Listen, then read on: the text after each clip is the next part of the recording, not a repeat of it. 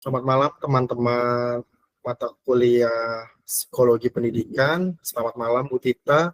Perkenalkan kami dari kelompok 9 akan menjelaskan tentang teori pemrosesan informasi dalam psikologi. Kami di kelompok 9 terdiri dari Alvin Rahadi Mulya, Yeler Pandadi, Anang Topikila, Damayanti, Joshua Alomoan, Cindy Hoirunisa, dan Siti Amalia. Baik, selanjutnya saya akan membahas latar belakang pemrosesan informasi dalam psikologi. Uh, Pertama-tama, teori pemrosesan informasi merupakan salah satu teori penting dalam psikologi kognitif yang menggambarkan bagaimana manusia menerima, mengelola, menyimpan, dan mengingat informasi yang diperoleh di lingkungan sekitar. Model ini diibaratkan sebagai pemrosesan kerja komputer dalam mengelola data yang masuk, memberi kesadaran baru terhadap mekanisme belajar dan berpikir manusia. Teori ini didasari oleh kebutuhan untuk memahami bagaimana manusia menerima, mengelola, menyimpan, dan mengambil kembali informasi yang diterima dari lingkungan sekitar. Teori ini muncul dalam psikologi kognitif sebagai kerangka penting untuk menjelaskan proses mental yang terjadi mulai dari input informasi melalui indera, pengkodean, lalu ke informasi dalam proses memori, penyimpanan, hingga pengambilan informasi yang digunakan dalam aktivitas kognitif seperti cara berpikir dan memecahkan masalah.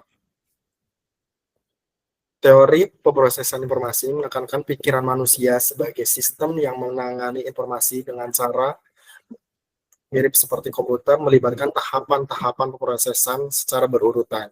Ini juga mengasumsikan kita sebagai kapasitas dalam memproses informasi yang menjadi fokus dalam memahami bagaimana individu memilih dan menyimpan informasi yang relevan.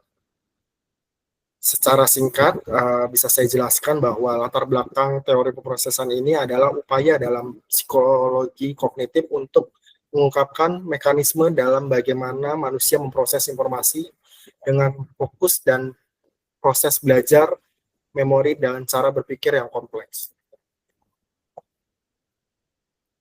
Selanjutnya untuk teori dalam pemrosesan informasi.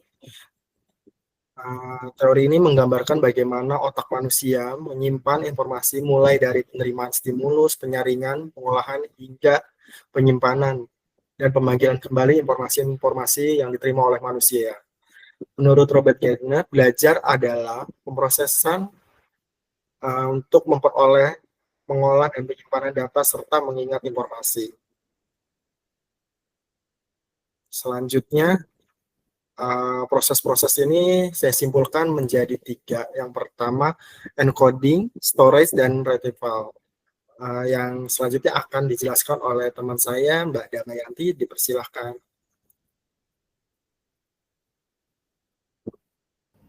Baik, terima kasih Mas Nanang. Berikutnya adalah pengertian teori pemrosesan informasi, yaitu apa itu teori pemrosesan informasi? Merupakan model yang menggambarkan bagaimana cara kerja otak manusia memproses informasi tersebut, mulai dari penerimaan stimulus, penyaringan, pengolahan, hingga penyimpanan dan pemanggilan informasi. Lanjut Mas, tolong.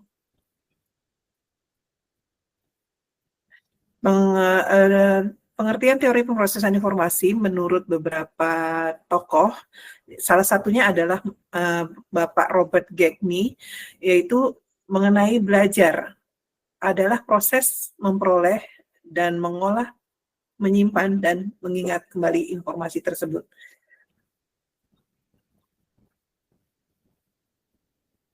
Komponen teori pemrosesan informasi dibagi menjadi 3. Salah satunya adalah sensory receptor atau memori sensorik. Yang kedua adalah short term memory atau working memory, dan long term memory. Berikutnya Mas.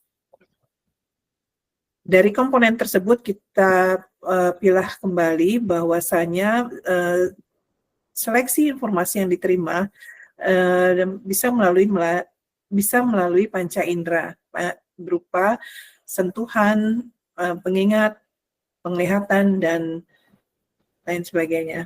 Pengolahan informasi bisa dilakukan juga secara aktif, dan proses mengingat dapat menggunakan informasi untuk berpikir dan mengambil keputusan.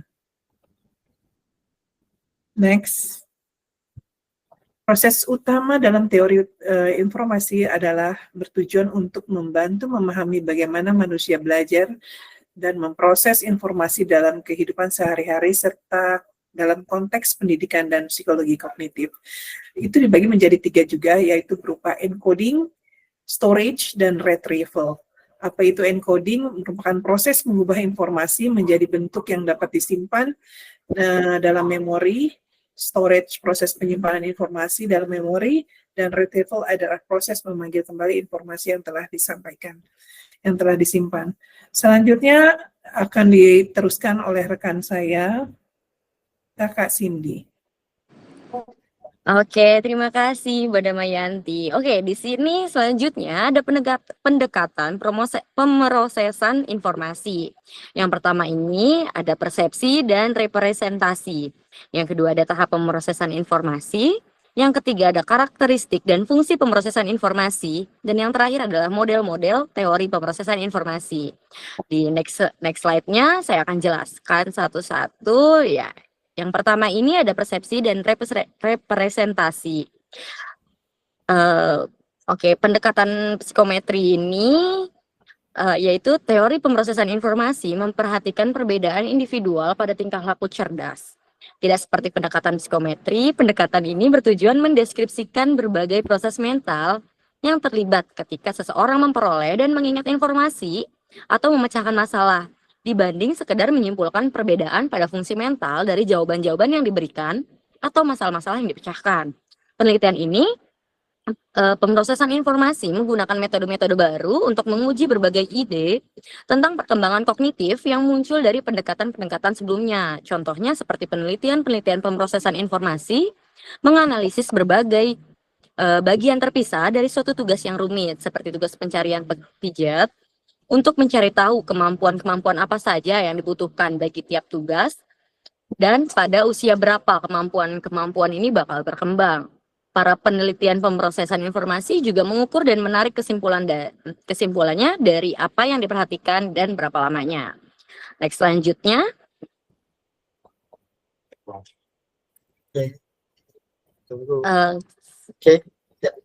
Oke, slide selanjutnya ada tahapan pemrosesan informasi. Nah, pemrosesan informasi manusia ini melalui beberapa tahap. Di sini ada 3. Yang pertama ada memori sensorik. Apa sih memori sensorik itu? Tempat pertama kali informasi diterima dari indera dan hanya bertahan dalam waktu sangat singkat. Nah, yang kedua ini ada memori jangka pendek atau memori kerja, atau yang tadi sudah dijelaskan juga short time atau working memory, yang berfungsi untuk menyimpan informasi sementara dan memprosesnya.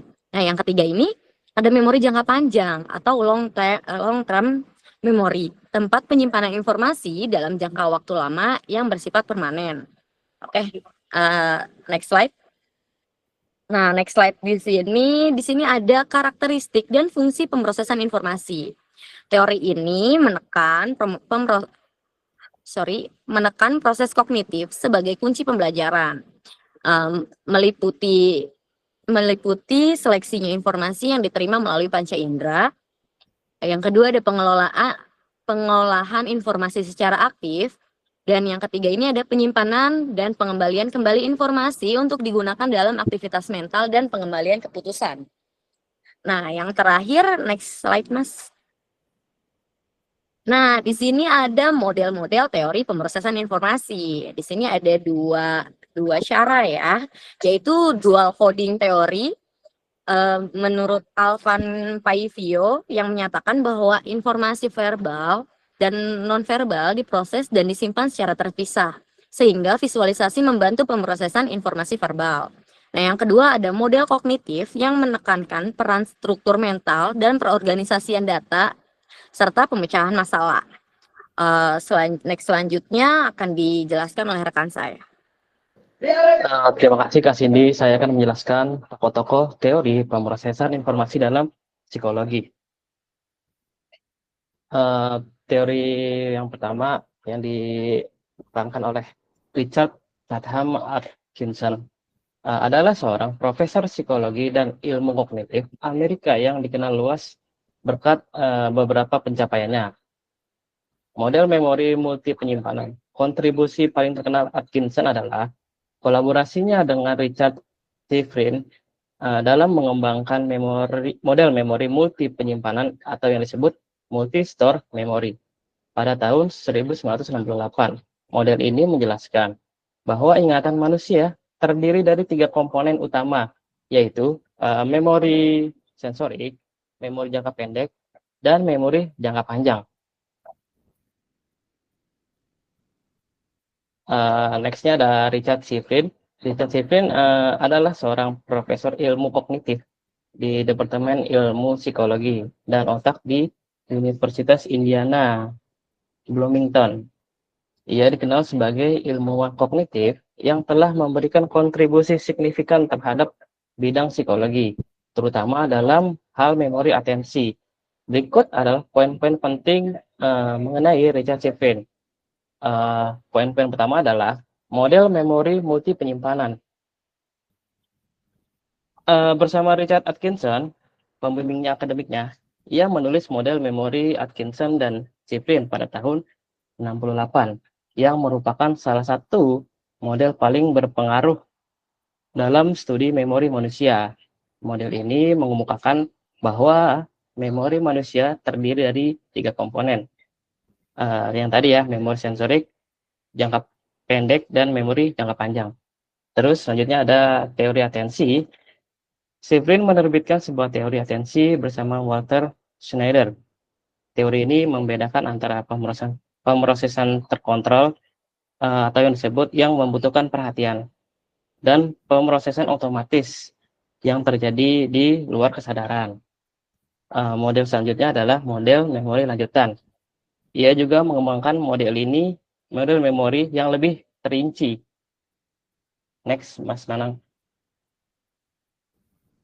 Selanjutnya adalah teori dari Robert Mills Gardner, adalah seorang psikologi pendidikan asal Amerika yang dikenal luas atas kontribusinya pada studi ilmu pengetahuan, khususnya tentang proses pembelajaran dan desain instruksional. Karyanya yang paling terkenal adalah buku yang berjudul The Condition of Learning yang diterbitkan pada tahun 65. Kontribusi utama dalam dunia pendidikan. Next slide, Mas Nana. Ya, slide ini akan dijelaskan oleh Mas Yosua, silakan. Oke, terima kasih Mas Irfan. Dan berikut Robert Mills Gardner, dia membuat 9 tahapan pembelajaran atau 9 event of instruction. Untuk mencapai hasil belajar tersebut, Gardner mengurai menjadi 9 tahapan ya, untuk memadu para pendidik dalam merancang pembelajaran secara efektif. Yaitu yang pertama, menarik perhatian siswa, kedua, menyampaikan tujuan pembelajaran, ketiga, mengingatkan kembali materi yang telah dipelajari, keempat, menyajikan materi baru, kelima, memberikan bimbingan belajar, keenam, mendorong siswa untuk mempraktikkan keterampilan yang baru dipelajari, 7, memberikan umpan balik, 8, menilai performa siswa, dan yang terakhir, memperkuat retensi dan transfer pengetahuan. Oke, next. Dan selanjutnya ada tokoh bernama George Artemis Miller. Beliau adalah seorang tokoh psikolog Amerika yang diakui sebagai salah satu tokoh pendiri psikologi kognitif dan ilmu kognitif modern. Beliau dikenal juga karena karya-karyanya yang berperan penting dalam revolusi kognitif yang menggeser fokus psikologi dan behaviorisme atau studi tentang perilaku yang mendapat diamati ke studi tentang proses mental seperti memori, bahasa, dan persepsi. Oke, next. Dan menurut George Artemis Miller, salah satu pendiri bidang psikologi kognitif yang berperan penting dalam teori pemrosesan informasi. Beliau dikenal juga dengan kontribusinya dalam pemahaman memori jangka pendek dan pemrosesan paralel dalam otak.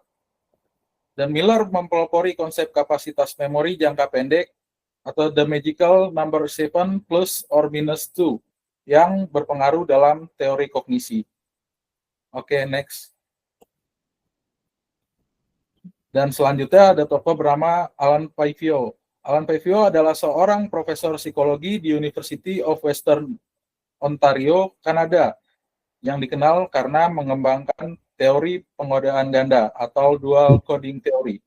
Teori ini menjelaskan bagaimana informasi diproses dan disimpan dalam memori manusia. Dan menurut Paivio, penggunaan gambar atau alat visualisasi dapat membantu pengolahan informasi verbal, sehingga memori dan kemampuan mengingat informasi menjadi lebih baik. Konsep ini banyak diterapkan dalam desain pembelajaran, strategi kognitif, dan penelitian psikologi pendidikan untuk meningkatkan efektivitas pembelajaran dan retensi informasi. Oke, next. Dan selanjutnya akan dilanjutkan oleh Kalia. Baik, terima kasih. Selanjutnya saya akan menjelaskan konsep penting dalam teori pemrosesan informasi yang dikemukakan oleh Robert Gainey. Menurut Gainey, belajar tidak hanya dilihat sebagai hasil, tetapi sebagai proses aktif dalam otak yang melibatkan perhatian, penyimpanan, dan pemanggilan kembali informasi. Gainey menjelaskan bahwa proses belajar terdiri dari 3 tahap utama. Yang pertama, encoding. Encoding sendiri adalah tahap ketika informasi dari lingkungan diterima oleh panca indera dan diubah menjadi bentuk yang bisa disimpan dalam memori. Yang kedua, storage. Storage sendiri itu proses menyimpan informasi yang sudah disandikan agar bisa digunakan di kemudian hari. Dan yang ketiga, retrieval, yaitu proses pengambilan kembali informasi yang sudah tersimpan untuk berpikir atau memecahkan masalah. Selain itu, Gainey juga menekankan pentingnya motivasi, perhatian, bimbingan, dan umpan balik agar proses belajar menjadi efektif. Next. Dalam teori ini, Gainey juga menjelaskan beberapa faktor penting yang mempengaruhi proses belajar, seperti seleksi atensi, yaitu memilih informasi yang relevan, dan kedua, rehearsal, yaitu mengulang informasi agar masuk ke memori jangka panjang. Dan yang ketiga, retrieval, yaitu kemampuan memanggil kembali informasi saat dibutuhkan. Selain itu, terdapat konsep model hair bottle, atau biasa disebut bottleneck, yang menjelaskan bahwa otak memiliki batas kapasitas, sehingga tidak semua informasi dapat diproses secara bersamaan. Oke, next, Mas.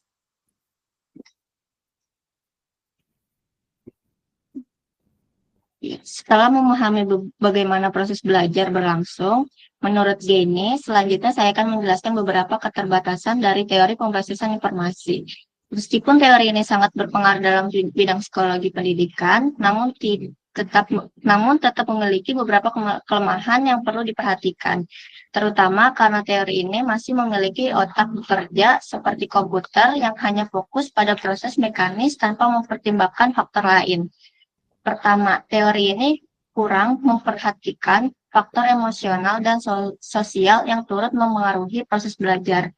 Otak manusia tidak hanya bekerja secara mekanisme seperti komputer, tetapi juga dipengaruhi oleh motivasi, emosi, dan lingkungan sosial.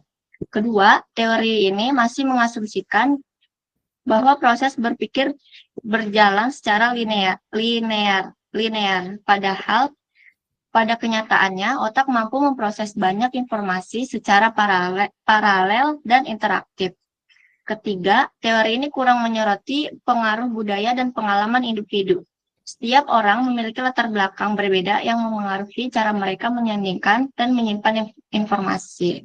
Namun, seiring perkembangan zaman, teori ini berkembang ke arah neurokognitif dan digital learning yang menggabungkan psikologi kognitif dengan teknologi pendidikan. Next.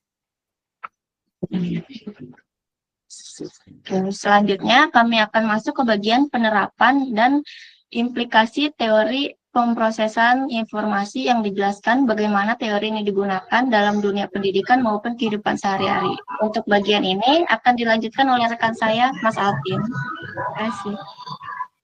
Oke, terima kasih Mbak Lia untuk penjelasannya. Sekarang setelah kita belajar mengenai bagaimana kognisi kita bekerja, kita juga akan melihat bagaimana proses ini bisa diterapkan di cara kita belajar, atau bagaimana ini bisa dilihat yang pertama, bahwa teori ini juga bisa digunakan untuk memahami proses kognitifnya manusia, yang dimana khususnya otak itu bekerja seperti komputer dan mengelola informasi dari lingkungan sekitar, dan juga bagaimana indera kita bekerja. Dan kemudian yang kedua, kita bisa memberikan dasar dari teori psikologi kognitif ini untuk mengembangkan strategi belajar yang efektif, dan juga bagaimana cara meningkatkan siswa dalam menerima dan menyimpan informasi, terutama materi-materi yang diberikan. Terus kemudian yang ketiga, teori ini juga bisa digunakan untuk menjelaskan fenomena psikologis terkait pembelajaran, terus kemudian memori, dan juga pengambilan keputusan, serta persepsi. Kemudian, teori ini mengadopsi konsep pengelompokan informasi atau chunking, dan kemudian penggunaan visualisasi, dan serta konteks untuk memperkuat pemahaman dan memori. Serta yang kelima, ini juga bisa membantu guru untuk mengembangkan metode pengajaran yang menggunakan media visual, terus kemudian juga mengelompokkan informasi, dan juga penataan materi agar lebih mudah untuk diproses siswa. Dan kemudian kita juga bisa lihat bagaimana ini terlihat dalam penerapannya di metode e-learning atau blending learning, entah itu offline ataupun on-site atau online dan sebagainya, di mana guru itu diminta atau diharuskan untuk membuat atau menerapkan metode belajar yang bisa menstimulus semaksimal mungkin panca indera kita, entah itu dari pendengaran kita atau penglihatan visual kita, atau bahkan pengalaman, atau mungkin kita bisa lihat bagaimana proses pembelajaran melalui praktek dan lain sebagainya, yang akhirnya informasi-informasi yang didapat itu benar-benar kita rasakan dan kita dapatkan karena panca indera kita bekerja semuanya dengan luar biasa dan maksimal. Terus kemudian kita bisa lihat bagaimana ini bisa diterapkan dalam metode chunking dan visualisasi. Terus kemudian kita bisa lakukan evaluasi dan berbasis kognitif. Dari proses rangkaian kognitif yang bekerja, kita bisa lihat seberapa efektif materi pembelajaran yang sudah dibawakan atau disampaikan itu terserap atau diingat dalam memori para siswa yang sedang belajar. Misal mungkin ada hal-hal yang kendala-kendala pada siswa untuk tidak mudah dalam menangkap informasi atau menangkap pelajaran. Mungkin kurang stimulus seperti kurangnya slideshow dalam hal untuk merangsang visual atau audio visual yang bisa merangsang indera pendengaran dan lain sebagainya. Atau mungkin materi tersebut kurang relatable dalam kehidupan para siswa tersebut. Dan juga kita bisa lihat dan terapkan dalam pembelajaran adaptif, yang dimana praktek langsung itu. So,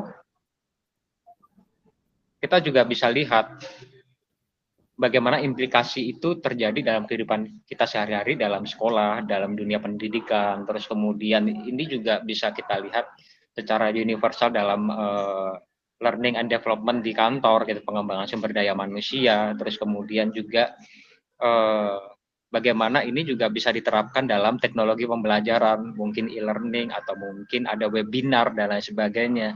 Terus kemudian juga bagaimana pengambilan keputusan untuk secara personalnya kita, gitu, dan juga kita melakukan penyelesaian masalah, gitu, atau problem solve. Terus kemudian dari implikasi yang ada kita bisa lihat dan kita bisa mereview apa yang sudah kita pelajari dari rangkaian hari ini, bahwa Teori pemrosesan informasi adalah kerangka penting dalam psikologi kognitif yang menggambarkan bagaimana manusia menerima, mengelola, menyimpan, dan mengingat informasi. Terus kemudian teori ini juga memodelkan proses belajar sebagai rangkaian kegiatan mental yang mirip seperti cara kerja komputer. Terus kemudian melibatkan tahapan penerimaan stimulus, encoding, penyimpanan, dan juga pengambilan kembali informasi ketika informasi tersebut dibutuhkan. Dan juga kita bisa belajar tokoh-tokoh yang mengembangkan teori ini seperti Atkinson, terus kemudian Shiffrin, Gagne, Miller, Pavio, dan juga bagaimana mereka memberikan kontribusi yang besar dari teori ini. Terus kemudian kita juga bisa melihat bagaimana teori ini diterapkan dan diimplementasikan dalam kehidupan kita sehari-hari, seperti dalam proses tahap belajar kita di kampus, atau juga proses pembelajaran kita di sekolah-sekolah dan lain sebagainya, atau bahkan juga ada di industri gitu, learning and development industry dan lain sebagainya. Seperti itu teman-teman juga, dan ini juga bisa membantu jika nanti kita menjadi tenaga pengajar untuk sekreatif mungkin memaksimalkan stimulus panca indera, sehingga kita juga bisa memberikan materi yang adaptif bagi pembelajar.